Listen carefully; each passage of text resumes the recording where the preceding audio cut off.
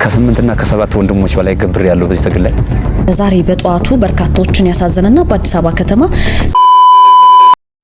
ሰላም ውድ የዩቲዩብ ተመልካቾቼ፣ ዛሬም ደግሞ በዩቲዩብ ቪዲዮ ወደ እናንተ ተመልሼ መጥቻለሁ። ሁሌም እንደምታደርጉት ይህ ቪዲዮ መረጃ ለብዙ ሰዎች እንደርስ ላይክ እና ሼር በማድረግ እንድትጀምሩ ስል በሉል እግዚአብሔር ስም ጠይቃለሁ። ወቅታዊና አዲስ መረጃ ሀገራችን ኢትዮጵያን ተዋህዶ ሃይማኖታችን በተመለከተ ዛሬም ወቅታዊና አዲስ መረጃዎችን ለእናንተ ዝግጅታችንን ጨርሰን መጥተናል። በላሊበላ ምን ተፈጠረ? መምህራችን ደረጀ ዘወይንዬ ምን ገጠማቸው? እንደዚሁም ደግሞ በአዲስ አበባ የብዙ ሰዎች ህይወት መጥፋቱን በእሳት እየተመለከትን እንገኛለን።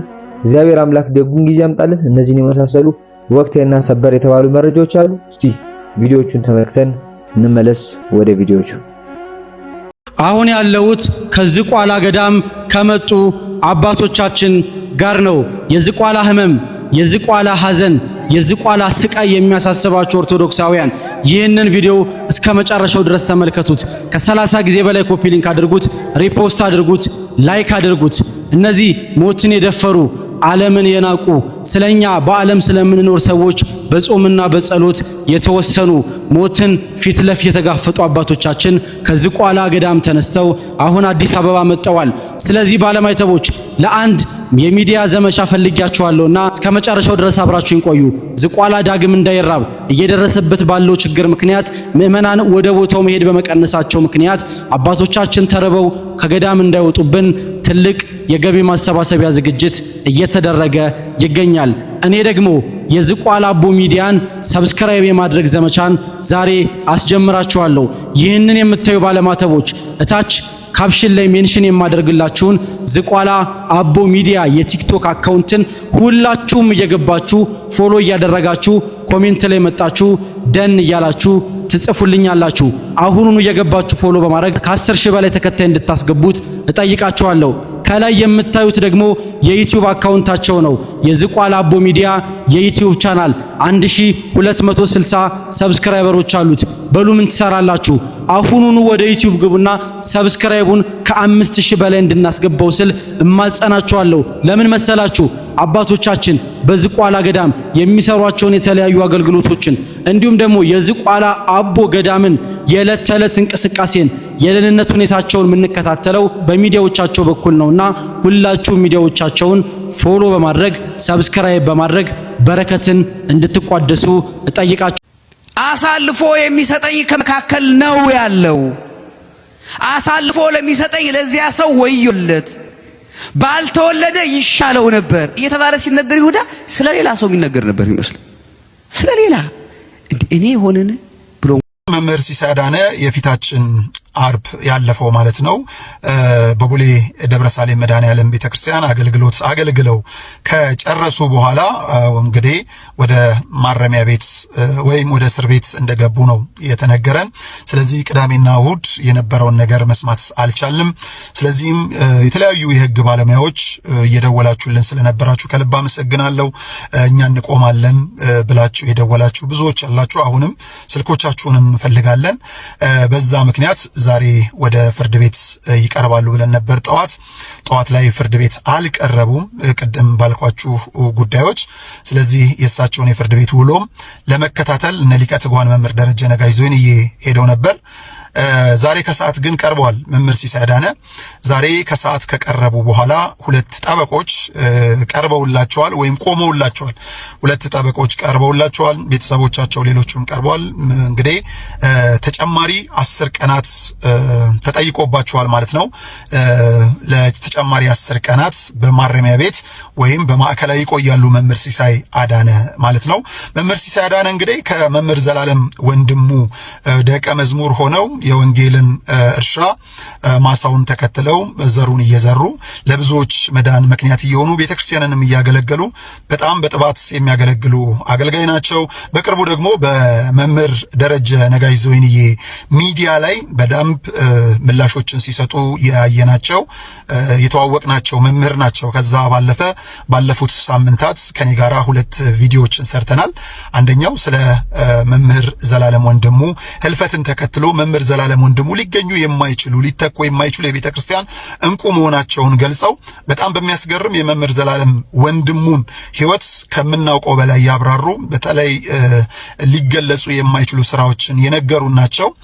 በዚህ ሂደትም መምህር ዘላለም ወንድሙ እሳቸውን በወንጌል አጥምደው ወደ ቤተ ክርስቲያን ምርኮኛ አድርገው በስጦታ እንደሰጧቸው ነው የሚናገሩት። ምክንያቱም መምህር ሲሳይ አዳነ የቀድሞ ህይወታቸው በከተማ ውስጥ አስቸጋሪ፣ በአጠቃላይ እሳቸው ሲናገሩ የወጣልኝ ዱርዬም ነበርኩኝ፣ እሰርቅም ነበረ።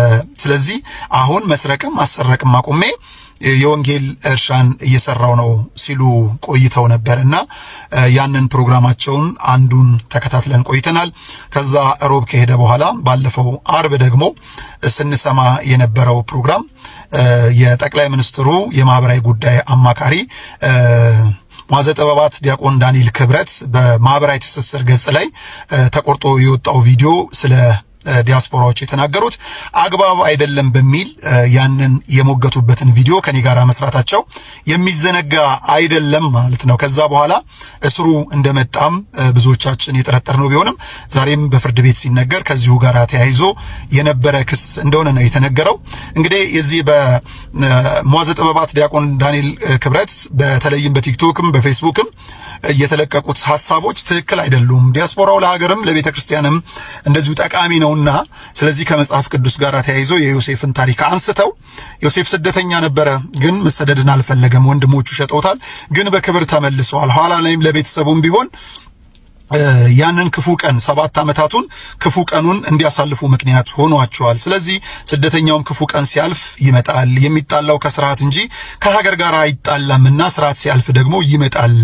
ብዙ እንደዚህ የምናውቃቸው ስደተኞች አሉ። አልፎ ተርፎም በኔ በኩልም ስናነሳ የነበረው ክቡር ጠቅላይ ሚኒስትሩም ቢሆኑ ያለፈው ጊዜ ክፉን ጊዜ አሳልፈው ደግ ጊዜ ሲመጣ በንግስና ተመልሰው ሀገር እየመሩ ነውና ስደተኝነትን የሚፈልግ አይደለም ብለው ሐሳብ አንስተው መሞገታቸው የሚዘነጋ አይደለም። በኔ ሚዲያም እንዲሁ በደረጀ ወይንዬ ሚዲያም ተላልፏል። እንግዲህ በኔ ሚዲያ ላይ ደግሞ የተላለፈው የዩቲዩብ ቻናል በዚህ ሰዓት ተነስቷል። ምክንያቱም እንዲነሳ ስለተጠየቀና እንዲነሳ ስለተደረገ የሚመለከተው አካል እንድናነሳው አድርጎን ተነስቷል ማለት ነው እንጂ በእኛ ፈቃድ እንደው ዝም ብለን ያነሳ ነው አልነበረም። ከዚህ ጋር ተያይዞ ሐሳብ በሐሳብ ቢሞገት ክፉ ነው ብዬ አላስብም። ሐሳብ መሞገት መቻል አለባቸው። የተሳሳተ ካለ ይቅርታ መጠየቅ አለበት የተሳሳተው አካል። ሙሉ ሐሳብ ሳይሰማ ከሆነ የተነገረው ሙሉ ሐሳብ ቀርቦ ይሄ በዚህ ሐሳብ ከሆነ ይሄ በዚህ መተራረም አለበት ተብሎ የይቅርታንም ሐሳቦች የይቅርታንም መንገድ መልመድ አለብን እንጂ እንደው አንዳችን ለአንዳችን ባንሳደድ በጣም ጥሩ ነው። ዛሬ ላይ ብዙ ሰዎች ሀገርን የሚንዱ ብዙ ነገሮችን እየሰሩ ባሉበት በዚህ ሰዓት ሐሳብን የሞገቱ ተው ይሄ ስርዓት አይደለም ያሉ ሰዎች ደግሞ ወደ ማረሚያ ቤት መውሰድ መጨረሻው ጥሩ ነው የሚል እምነት የለኝም። በእርግጠኝነት ይሄ ነገር የት ድረስ እንደሚያስኬደን አላውቅም። እግዚአብሔር አምላክ ይቅር ይበለን፣ በቃችሁም ይበለን። ሀገር ሰላም እንድትሆን አንዳችን ለአንዳችን እንድንደርስ አንዳችን በአንዳችን እንድንተማመን አንዳችን እንድናረም እግዚአብሔር አምላክ ይፍቀድልን እንጂ እንደው ለምን ተነካው የሚሉ ሐሳቦች መኖር መቻል የለባቸውም። ወደ ሶሻል ሚዲያ የመጡ ሐሳቦች በሶሻል ሚዲያ ገበያ አግኝተዋልና በዛው መሞገት መቻል አለባቸው ብዬ አስባለሁ። ሐሳብ ነው የሚያሸንፈው። ስለዚህ ሐሳብን የሚዋጉ ሰዎች እንደውም ሊበዙ ነው የሚገባው። ከመስመር የሚታለፍ ከሆነ ምንም ጥርጥር የለውም የህግ አግባብ ጥሩ ምንም ችግር የለውም። ነገር ግን ህግ ሁሉንም በአግባቡ ህግ ገዢ ሊል አይገባም፣ ተገዢ ሊባል አይገባም፣ ተራ ማህበረሰብ ባለስልጣን ሊል አይገባም። ሁሉንም እኩል ማሰብ መቻል አለበት። እኔ እንደውም የመዋዘ ጥበባት ዲያቆን ዳንኤል ክብረት ሐሳብን እኛ ከመናገራችን በፊት ክብርት ከንቲባዋም በወረቀት የሰው ብትሆኑም በደም ኢትዮጵያዊ ናችሁና ዲያስፖራዎችም በሀገራችሁ እኩል መሳተፍ አለባችሁ የሚል በዚሁ ቀናት መናገራቸው የሚዘነጋ አይደለምና እንግዲህ ይሄው እንዲህ አይነት ሐሳብን በሐሳብ የሚሞገት የሚነሳ እስከሆነ ድረስ የተሳሳተ ነገር ለይቅርታ መፍጠን መቻል ነው እንጂ ያለብን እንደው ህዝብ የሚያምጽባቸውን ህዝብ የሚቆጣባቸውን ነገሮች እንደው እያደረግን የሀገርን ሰላም ባንነሳ በጣም ደስ ይለኛል። ከዛ ባለፈ ግን ሀገሬ ሰላሟ ይብዛ። ስለዚህ የሊቀ ትጉሃን መምህር ደረጀ ነጋይ ዞይንዬ የፍርድ ቤት ውሎ ነገ ምን ይመስላል የምንነግራችሁ ይሆናል። ይሆናል። ከ10 ቀን በኋላ የመምህር ሲሳይ አዳነንም እንደዚሁ የፍርድ ቤት ውሎ እንነግራችኋለን። ብዙ የሚከብዱ ነገሮች አሉ። እግዚአብሔር ቀላሉን ያድርግልን። ሰላም እግዚአብሔር ከሁላችን ጋር ይሁን። መልካም ጊዜ። ሊቀ ትጉሃን መምህር ደረጀ ነጋሽ ዘወይንዬ ዛሬ እስር ቤት ገብተዋል ማለት ነው። በጣም ያሳዝናል። ወዴት እየሄድን ነው? ምን እየሆነ ነው? የሚለውም ጥያቄ እንድንጠይቅ ያስገድደናል ማለት ነው። በጣም በሚያስገርም መልኩ ሊቀ ትጉሃን መምህር ደረጀ ነጋሽ ዘወይንዬ ትላንትና አዳራቸውን በቤት አልነበረም ያደረጉት። ስለ ማህበረ ወይንዬ ገቢ ማሰባሰቢያ እንደዚሁ ሲከናወን ነበረ። የተለያዩ በርካታ የኪነ ጥበብ ባለሙያዎች፣ የቤተ ክርስቲያን እንቁ መምህራን፣ አገልጋዮች፣ አባቶችም ጭምር በቀጥታ ስርጭት ላይ እንዲሁ ትላንትና መርሃ ግብር ነበራቸው። የገቢ ማሰባሰቢያ ስለ ቤተ ክርስቲያን ማለት ነው። ሌሊት አዳራቸውን እንደዚሁ ሲለፉ ቆይተው ነበረ። ጠዋት ደግሞ ማልደው እንቅልፍ ሳያሸንፋቸው በእስር ቤት ያለውን ወንድማቸውን መምህር ሲሳይ አዳነን ለመጠየቅ በማረሚያ ቤት ተገኝተው ነበረ። እንግዲህ ጠይቀው ከወጡ በኋላ እሳቸውም እዛው እንዲገቡ ተደርጓል ማለት ነው። ሊቀ ትጉሃን መምህር ደረጀ ነጋሽ ዘወይንዬ እንግዲህ ከእስር ከተፈቱ ምናልባት 8 ወራት የሚሆን አይመስለኝም። 8 ወር ወይም ወደ 9 ወራት እየተጠጋ ነው። 2017 ዓመተ ምህረት ማጠናቀቂያውም ላይ እንደዚሁ በማረሚያ ቤት በፌዴራል ወንጀል ምርመራ ቢሮ ቆይተው መውጣታቸው የሚዘነጋ አይደለም። ከዛ ጋር ተያይዞ የነበረውን ክስ ሁሉ አዘግተው የተለያዩ እግዶች የነበሩበት እሱን በፍጹም እግዱን ጨርሰው እንደውም ከሀገር ውጪ ለወንጌል አገልግሎት ሄደው የፈጸሙትን ወይም የተልኳቸውን ፈጽመው የራሳቸውንም ጉዳይ ከውነው ወደ ሀገር ቤት በመምጣት እንዲሁ በሀገር ቤት ያለውንም አገልግሎት ሲከውኑ እንደነበር የሚዘነጋ አይደለም። በተለይም ከቅዱስ እስጢፋኖስ ሰንበት ትምህርት ቤት ጋራ ተያይዞ እንዲሁም ከዛ የሚነሱ የልማት ስራዎችን በደንብ ሲከውኑ እንደነበር የሚታወቅ ነው። ከዛ ባለፈ እኔም ባልተገኘሁበት ከፍተኛ ችግር ምክንያት በጮጲ ባታ ለማርያም እንደዚህ የገቢ ማሰባሰብ መርሃ ግብርን በተለይም የካቲት 27 አካባቢ ሲያደርጉ እንደነበር የሚዘነጋ አይደለም። እነዚህን ሁሉ እንግዲህ ከውነው ዛሬ በእስር ቤት እንዲቆዩ ተደርጓል። ምን እየሆነ ነው የሚለው ትንሽ የሚያጠራጥር ነው። በጣም አንዳንዴ የሚያሳስሩ ጉዳዮች ምንድናቸው ብለንም ብንጠይቅ ለሀገር ለሁሉም ነገር የሚጠቅም ይመስለኛል። በእኔ እንኳን ብናየው በጣም በሚያስገርም መልኩ የፊታችን ሮብ እንግዲህ የካቲት 23 ፍርድ ቤት እቀርባለሁ። የእውነት ለመናገር ፍርድ ቤት የሚያስቀርብ ጉዳይ ነው ወይስ አይደለም ብለን እንኳን ብንመረምረው ፍርድ ቤት ሊቀርቡ የሚገቡ ከሳሾቻችን ከሳሽ ሆነው እኛ ተከሳሽ ሆነን ያው ፍርድ ቤት ይመላለሳሉ በጣም በሚያስገርም መልኩና የፊታችን ረቡዕ ደግሞ እኔም የምባለውን ጉዳይ እሰማለሁ ማለት ነው። የእውነት ለመናገር ዝም እንድንል ነው ወይ ተፈለገው?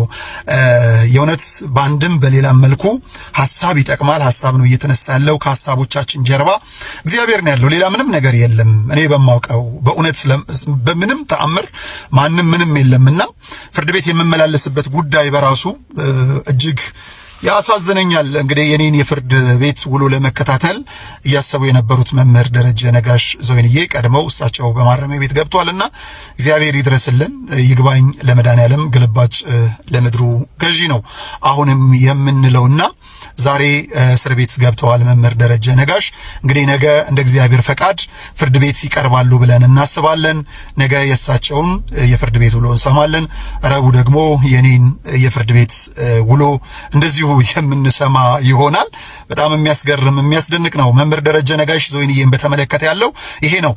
በጣም የምንወዳቸው የምናከብራቸው መምህራችን መምህር ሲሳይ አዳነ በሕግ ከለላ ስር እንደዋሉ ይታወቃል። እንግዲህ መምህራችን በዚሁ በእኛ ሚዲያ በደረጀ ዘወይንዬ ሚዲያ ላይ የተለያዩ ለቤተክርስቲያን ወይም ለኦርቶዶክስ አስተምሮ ግብረ መልስ በመስጠት ይታወቃሉ። በተለያዩ ገዳማትም እየሄዱ የትምህርት አገልግሎት እንደሚሰጡ ይታወቃል። የላመ የጣመ ሳይበሉ የሞቀ የደመቀ ሳይለብሱ ድምፃ አራዊቱን ግርማ ሌሊቱን ጸባ አጋንንቱን ታግሰው በየበራው የፍየልና የበግ ሌጦ ለብሰው ዓለምን ንቀው እኔ ለዓለም ሙት ነኝ ዓለም በኔ ዘንድ ሙት ናት ብለው በየገዳማቱ በየበራው የሚንከራተቱት ለዓለም ለአገር የሚጸልዩት ቅዱሳን አባቶቻችን እኮ የክርስቶስ ኢየሱስ ፍቅር አገብሯቸው። የኢየሱስ ክርስቶስ ፍቅር እዚህ አንገታቸው ላይ ብቻ ሳይሆን መስቀሉ ልባቸው ተተክሎባቸው መሰለኝ ፍለጋውን ተከትለው ክርስቶስን መስለው በየበረሃው የወደቁት። እንግዲህ እሳቸው በዕለተ ቅዳሜ በሕግ ከለላ ስር ውለዋል ወይም ታስረዋል። እሳቸውን ለመጠየቅ ደግሞ እንግዲህ ዛሬ መምህራችን ሊቀ ትጉሃን ደረጀ ነጋሽ እሳቸውን ለመጠየቅ ዛሬ ሄደው ነበረ። እሳቸውን ለመጠየቅ በሄዱበት ምንድነው ያለው ሁኔታ፣ እንዴት ነው እሳቸውስ ያሉበት ሁኔታ ምን ይመስላል የሚለውን ለማየት ነበር የሄዱት። እዛ ሄደው ባሉበት ሁኔታ ደግሞ የሕግ አካላት ለጥያቄ እንፈልጎታለን ብለው እንደወሰዷቸው መረጃ ደርሶናል። እንግዲህ ዳግም እንዳለችን መምህራችን ሊቀ ትጉሃን መምህር ደረጀ ዘወይንዬ ለዚህ ሚዲያ የምናስተዋውቃቸው አይደሉም። እንግዲህ ሚዲያው ማለት ናቸው። የዚህ ሚዲያ የደረጀ ዘወይንዬ ሚዲያ መስራችና ባለቤት እንዲሁም ደግሞ የሃይማኖት መምህር በአሃዱ ሬዲዮ ላይ ደግሞ በጋዜጠኝነት የሚሰሩ እንዲሁም ደግሞ በተጨማሪ ሌሎች በርካታ ሃይማኖታዊ ስራዎችን የሚሰሩ የተለያዩ ገዳማትን በዶክመንተሪ የምናስታውሳቸው ዶክመንተሪ ሲነሳ ካሜራዎችን መዝገብ የማይጠፉ መምህራችን ናቸው። ከዛ በተጨማሪም ደግሞ ለኢትዮጵያ ዝም አንልም የሚለው የግብረ ሰዶማዊነትን የመቃወም ስራ ላይ የማህበሩ መስራች በመሆን እንዲሁም ደግሞ የቦርድ አባል በርካታ ስራዎችን የተለያዩ ደግሞ ዶክመንታሪ ስራዎችን በዚህ ጉዳይ ላይ ሪሰርቾችን የሰሩ መምህራችን ናቸው። እስቲ ስንቶቻችን ለሀገራችን ለኢትዮጵያ ታማኝ ሆነናል? በተሾምንበት ወንበር ላይ በተቀመጥንበት ወንበር ላይ በተቀበልነው ኃላፊነት ላይ ለሀገራችን ታማኝ ነን ወይ? ሰዓታችንን እናከብራለን? ለህሊናችን እንገዛለን? በእውነት ለኢትዮጵያ ታምነን ተገኝተናል ብለን ራሳችንን እንጠይቅ። ተጨቆናን በማለት ወደ ትግል ሜዳ ወጥተን ነበር። ቢያንስ ከ8 እና ከ7 ወንድሞች በላይ ገብር ያለው በዚህ ትግል ላይ ማንም አስገዶኝ ሳይሆን በፍላጎት ነው የወጣሁት። ስወጣ ግን ትክክለኛ ትግል ያለ መስሎኝ ነበር። እውነት ያዘለ ትግል መስሎኝ ነበር። ግን ከገባን በኋላ ይሄን ትግል ከጀመርነው በኋላ የአማራ ማህበረሰብ እንኳን ነፃ እናወጣው ቆርጦ በኢኮኖሚ እያደቀቅን በኢኮኖሚ እያዳከም ነው። ዛም አልፎ ደግሞ በድህነት አረንቋዬ ተዘፍቆ እየታየ ይገኛል ማለት ነው። የአማራ ማህበረሰብ አማራን ሲበድል የነበረው ከዚህ በፊት ሲበድል የነበረው አካል አሁን ደግሞ ያ አካል አማራን አግዛለሁ ከአማራ ጎን ነኝ ብሎ ተሰልፎ አዋጋለሁ የሚል አካል አለ። ግን በጠቅላላ ትግሉ ተሽጧል። ስለዚህ እኛ ወደዚህ ስንመጣ እጅ ሰተን ሳይሆን ስንወጣም በፍላጎት ነው የወጣ ነው ለመታገል። ስንመጣም በፍላጎት ነው የመጣ ነው። መንግስት ያስቀመጠው የሰላም ጥሪ ተቀብለን፣ ስለዚህ ሁሉም ሰው ሰላምን ተቀብሎ የሰላም ጥሪ ተቀብሎ ወደ ሰላም እንዲመጣ አስተላልፋለሁ ማለት ነው። ዛሬ በጠዋቱ በርካቶችን ያሳዘነና በአዲስ አበባ ከተማ ኮተቤ 02 መስመር ላይ በተለምዶ አንቆርጫ የሚባለው ቦታ ላይ የደረሰውን የምትመለከቱትን በዚህ መልኩ መኪናው ዳሜጅ የሆነበትን አሰቃቂ ትራፊክ አደጋ ነው። ይሄ መኪና 19 ሰዎችን ይዞ ነው ሲንቀሳቀስ የነበረው። በአዲስ አበባ ከተማ ኮተቤ 02 መስመር ነው የተከሰተው። እንግዲህ የህዝብ ማመላለሻ ታክሲ ነው። ከንጋቱ 11 ተኩል አካባቢ ነው ከፍተኛ የትራፊክ አደጋ ደርሶበታል የተባለው ይሄ መኪና። በአዲስ አበባ ትራፊክ ማኔጅመንት ባለስልጣን የካ ቅርንጫፍ ጽህፈት ቤት ስራ አስኪያጅ አቶ ተክሌ ካሳዬ እንደተናገሩት ከሆነ አደጋው የደረሰው በየረር አቅጣጫ አንቆርጫ መስመር ቁልቁለቱን ሲጓዝ የነበረ ይሄ የምትመለከቱት ተሽከርካሪ የመንገድ አካፋይን ጥሶ የመግጨትና የመገልበጥ አደጋ ድልድዩንም በምትመለከቱት መልኩ ጥሶት ነው ያለፈውና በዚህ መልኩ ነው አደጋ የደረሰበት። በከፍተኛ ፍጥነትም ነው ሲሄድ የነበረው። የጽህፈት ቤቱን ባለሙያዎች በመያዝ እንግዲህ በቦታው ተገኝተው ከአይን እማኞች እንደተረዱት ታክሲው ከተፈቀደለት ጭነት በላይም ተሳፋሪዎችን ይዞ ነበር ወይም ትርፍ ጭኖ ነበረ። የትራፊክ አደጋ እንደደረሰበትና በተሳፋሪዎች ላይ ደግሞ ከባድ ጉዳት የሚባል አጋጥሟቸዋል። የምትመለከቱት ምስል ይሄው መኪና ነው። ከባድ የሆነ የመጨራመት የምትመለከቱት አደጋን የደረሰበት። አቶ ተክሌ ያያይዘው የአደጋው መንስኤ በትራፊክ ፖሊስ ይጣራል። አሽከርካሪዎች ግን ተሳፋሪዎችን ከተፈቀደላቸው ቁጥር በላይ ሁሌም እንደምንለው በዜናችን ከታሪፍ በላይ ወይም ከተቀመጠው በላይ መጫን አንድም ለአደጋ ያጋልጣል፣ ሁለተኛ ደግሞ ለቅጣት ያጋልጣል። ይሄንን ባለመጫን አደጋን ቀድሞ እንዲከላከሉ ጠበቅ ያለ መልእክት አስተላልፈዋል። ይሄ መኪና በምትመለከቱት ሁኔታ ትርፍ በመጫኑ ምክንያት በዚህ መልኩ አደጋ ሊደርስበት ችሏል ማለት ነው። ባሮኬ ሾርት ሙቪ ሰራሉ በእኛ ላይ። ለምንድነው ቲክቶክ አዋርድ ማትወዳደርበት? አጭር ሙቪ ለምን ሲመጣ አትወዳደርም? ሚስት እንዲህ ታለቅሳለች፣ እኔ አላምንም ምናምን አለች። ደግሞ አንተ እግዚአብሔር ባልና ሚስት ከአንዱ አይቀደሉ ማለት ሁለታችሁ ናችሁ። ምንድነው? ምን አይነት ጥቅም ነው የምትጠቀሙበት የነበረው ማለት ነው? እንዲህ አንቀሸቀሸኩ እንዲህ ከመቄዶንያ አንስቶ እስከ ገዳማት ከምና አንቀሸቀሸኩ። ባሮ ከዚህ በኋላ በቃ አብቅቷል። መኪና ገዝተሃል። አሁን የቀረጻችሁበት ቤት G+3 ቤት ውስጥ ነው የምትኖረው። መኪና 15 ሚሊዮን ብር የሚሸጥ መኪና ነው ሁለቱም መኪናዎች። አሁን የከተማ ታክሲ ስራ።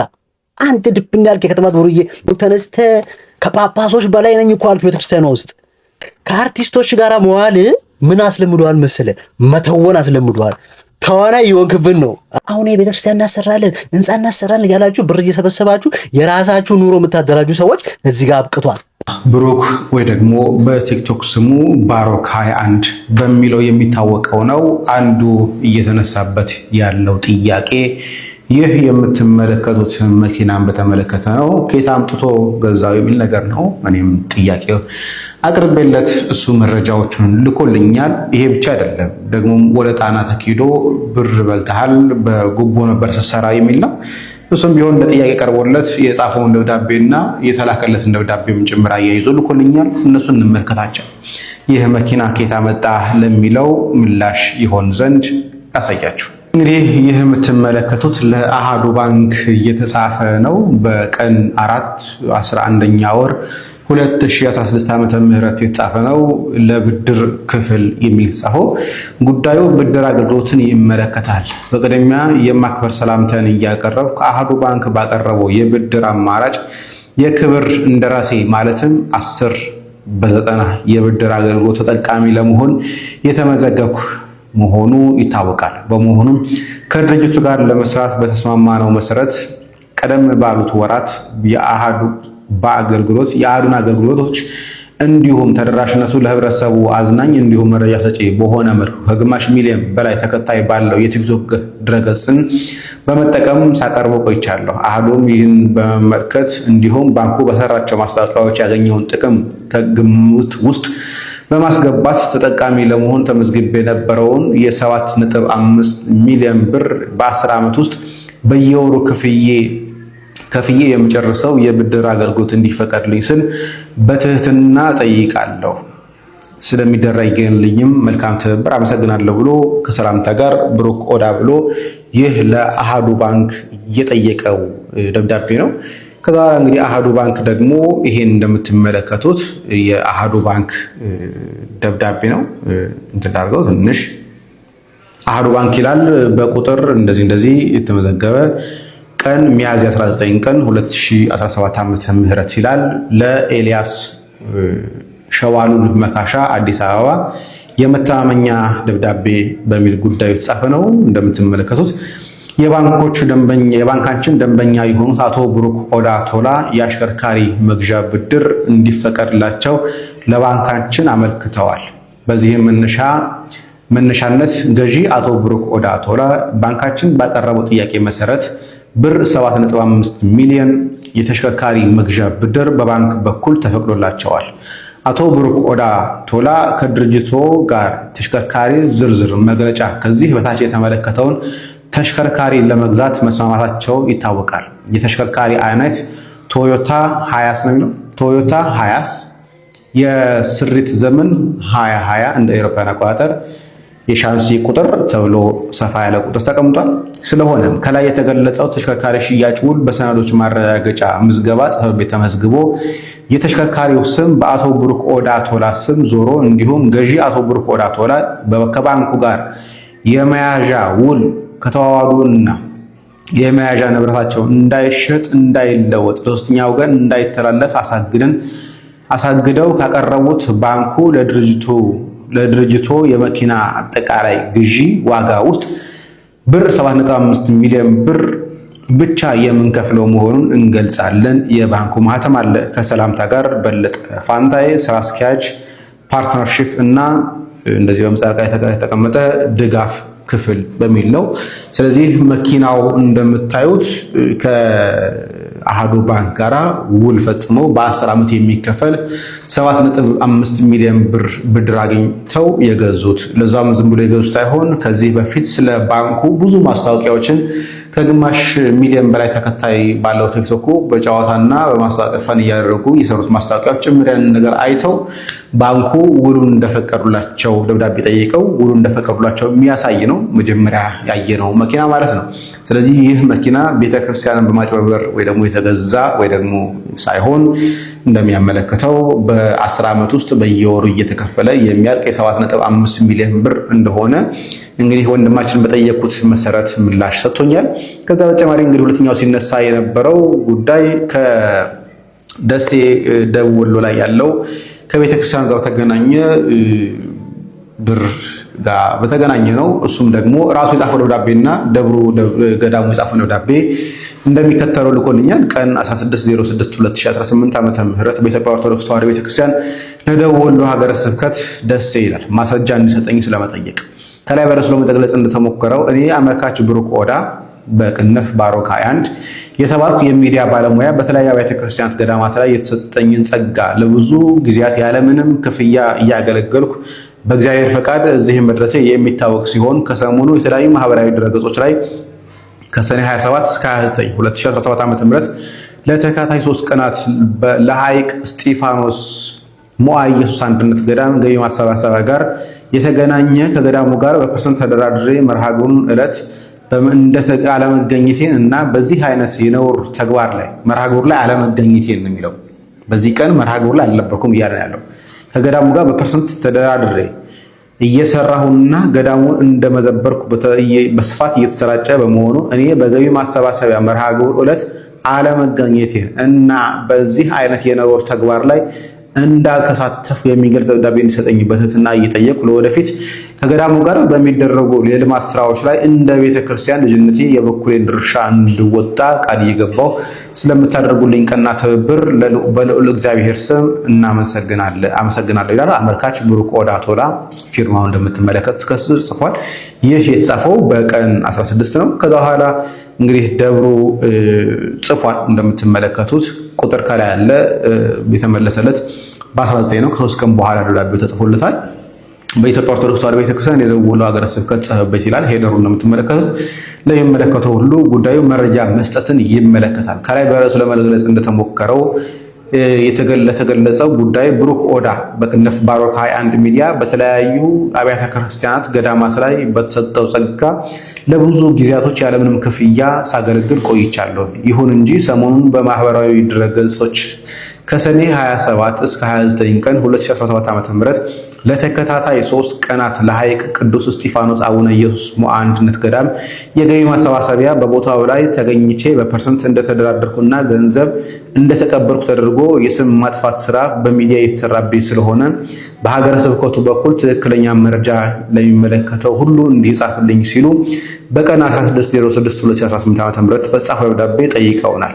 ስለዚህ ብሩክ ኦዳ ባሮክ 21 ሚዲያ ለሐይቅ ቅዱስ እስጢፋኖስ አቡነ ኢየሱስ ሞዓ አንድነት ገዳም መንፈሳዊ ኮሌጅ እና የአራቱ ጉባኤያት አዳሪ ተርጓሚ ቤት ህንፃ ግንባታ የገቢ ማሰባሰብ ፕሮግራም ላይ የሌሉና እንደምትመለከቱት የሌሉና በገንዘብም ያልተደራደሩ መሆኑን ስናሳስብ በአክብሮት ነው። እግዚአብሔር አምላካችን ምሕረት ቸርነት አይለየን። ማህተው እንደምትመለከቱት ነው። ሊቀ ሕሩያን ፍቅረ ኢየሱስ ተሰማ የደቡብ ወሎ ሀገረ ስብከት ዋና ጸሐፊ ግልባጭ ለብሩክ ኦዳ ባሮክ 21 ሚዲያ ይላል ማለት። ስለዚህ እንደምትመለከቱት በመርሃ ግብሩ ላይ ባልነበረበት የስም ማጥፋት ወንጀል እየተካሄደበት እንደሆነና መኪናውም ደግሞ ከእንዲህ አይነት ከሚያገኛቸው ነገሮች መኪና እንደገዛበት እየተናገሩ ስም ማጥፋት እየተደረገብኝ ስለሆነ እባክህ የሚል ነገር ነው። እኔም ጠይቄው የደረሰውና ያለውን መረጃ ልኮልኛል። ስለዚህ በመተባበርህ ለዚህ ምላሽ በመስጠት ፈጣን ምላሽ በመስጠት ከልብ አመሰግናለሁኝ። ማናችንም ነገር በምናቀርብበት ሰዓት ላይ መረጃውን አጥርተን ከየት እንዴት የሚሉ ነገሮችን ማወቅ አለብን ብዬ አስባለሁ። ምናልባት ይሄ ክርክር የመጣበት ምክንያት ቢኒያም መቄዶንያ ጋር ሄዶ ከሱ ጋር ባደረገው ኢንተርቪው ይመስለኛል። እዛ ላይ በማያገባህ ገብተሃል፣ ስለዚህ አንተ ላይ የምንሄድብሃለን የሚል ነገር ነው። መንፈሳዊ አገልግሎት በቅንነትና ለቤተክርስቲያን በማገዝ የምናደርጋቸው ነገሮች እንጂ የሆኑ አካላትን ለመጉዳት አሊያም ደግሞ ላልሆነ ነገር መዳረጉ ተገቢ ነው ብዬ አላስብም። እኔ ያለኝ ምልከታ አዲስ አበባ እንግዲህ የብዙዎችን ቅስም የሰበረ ዜና ተመልክተናል። በመኪና አደጋ እንግዲህ 3 ሰዎች የሚሆኑ ህይወታቸውን እንዳጡና ከ16 በላይ የሚሆኑ እንግዲህ ቀላልም ከባድም የአካል ጉዳት እንደደረሰባቸው በዚህ ሰዓት እየተመለከትን እንገኛለን ማለት ነው። መምህር ደረጀ ዘወይንዬም እንግዲህ ከእስር ቤት ጠይቀው በሚመለሱበት ሰዓት በቁጥጥር ስር እንደዋሉና በሕግ ጠለላ ስር እንዳሉ በዚህ ሰዓት ያለው መረጃ ያመለክታል። እውነትን የሚገልጽ ሰው እንግዲህ እየታሰረ ይገኛል ማለት ነው። እግዚአብሔር አምላክ ደጉን ጊዜ ለኛ ለኦርቶዶክሳውያን ባለማዕተቦች ያምጣልን ነው ማለት የሚቻለው። ቤተሰቦች ትንሽ ጠፋ ብዬ ነበር። ሰብስክራይብ ያደረጋችሁ ድምቷን ጫናችሁ አበረታቱን። ተመልሰናል ማለት ነው። በቀጣይ ወቅታዊ አዲስ መረጃዎች እስክንገናኝ ሰላም ቆዩ።